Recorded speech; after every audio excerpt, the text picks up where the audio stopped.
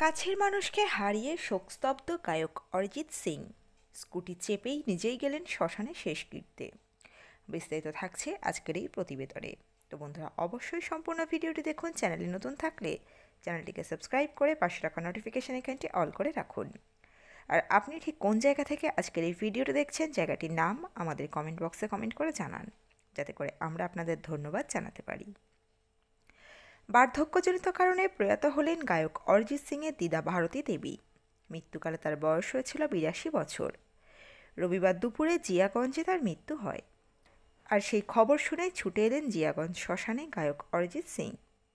রবিবার বিকাল ৪টা নাগাদ অরিজিৎ সিং তার স্ত্রী কোয়েল রায়কে স্কুটিতে বসিয়ে হাজির হন শ্মশানে।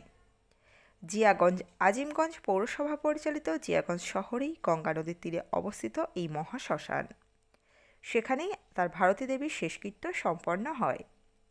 নিজের স্কুটি নিয়ে তার স্ত্রীকে বসিয়ে শ্মশান হাজির হলেন গায়ক অরিজিৎ সিং।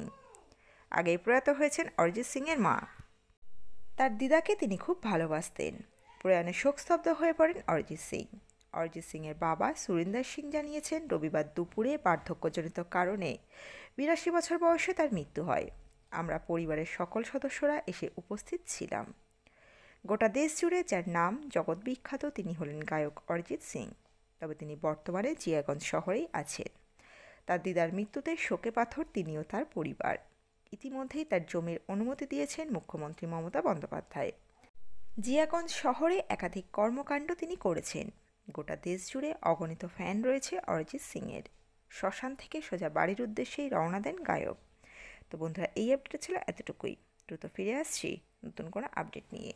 অজানা গল্প চ্যানেলের সঙ্গে থাকার জন্য সকল দর্শক বন্ধুকে অসংখ্য ধন্যবাদ। দেখতে থাকুন, চোখ রাখুন অজানা গল্প চ্যানেলে।